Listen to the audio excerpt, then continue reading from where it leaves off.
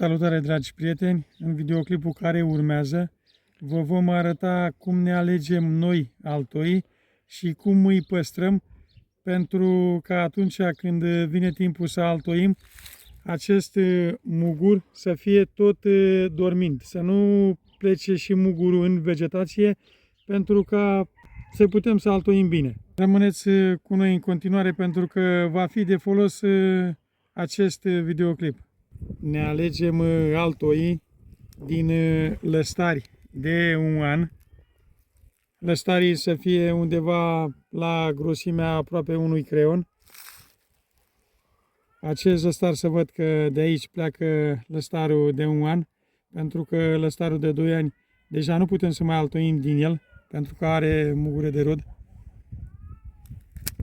Să vă explicăm și cum sunt. Acest lăstar este de 1 an, acest lăstar este de 2 ani.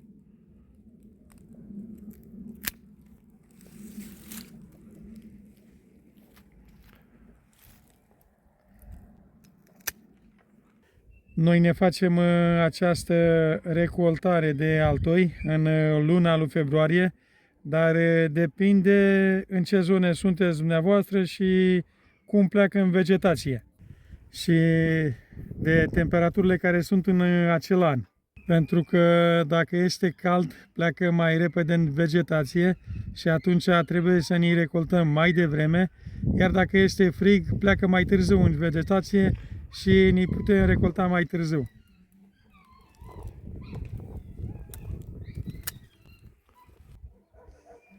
La toți pomii recoltăm la fel. Aici vom recolta niște lăstari de păr. Tot așa îi recoltăm și pe ăștia, undeva la 40 de centimetri, tot pe lăstar de 1 an. Nu vrem să vă plictisim prea mult. Haideți să mergeți să vă arătăm cum îi punem la păstrat acești altoi. După ce ne aleserăm altoii din soiul din care vrem noi să altoim, vă vom arăta și cum îi pregătim.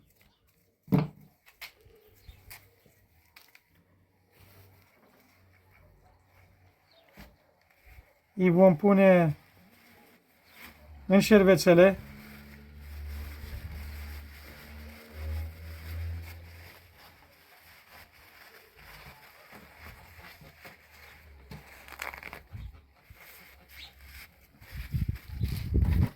După ce am pus șervețelele la acești altoi, îi vom pune într-o pungă de nylon.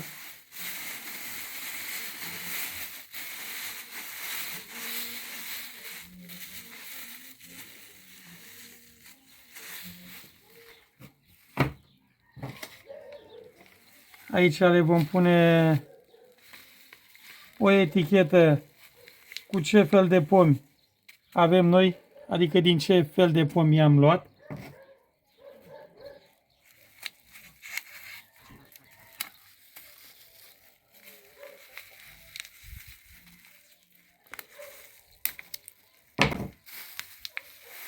Așa. Acum vom folosi un cui să îngăurim această pungă.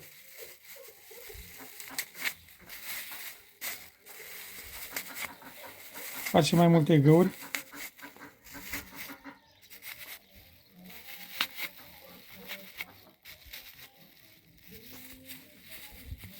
Așa. Îi vom băga în apă pentru că din aceste găuri va intra apă în acest șervețel și au nevoie de hidratare și noi îngăurirăm aceste pungi ca apa să nu stea în ei, să curgă în ei, să stea doar șervețele umede. Așa vom proceda cu toți. Acum vom merge la frigider și vom pune în compartimentul de fructe, îi vom pune la o temperatură maximă de 4 grade Celsius. Iar odată la 2 săptămâni vom uda din nou. Să vă spunem și de ce îi păstrăm așa, pentru că mulți portaltoi în care noi o să altoim o să plece în vegetație mai târziu și alții o să plece mai devreme. Și atunci putem să altoim din ei când pleacă în vegetație alții mai târziu, poate să plece și după o lună, poate să plece și mai târziu, dar atunci când ne pleacă portaltoiul în vegetație, trebuie să avem acești altoi, să putem să altoim din ei. Cam asta este cu videoclipul nostru de astăzi. Să sperăm că vă este de folos. Vă mulțumim frumos că ne vizualizați.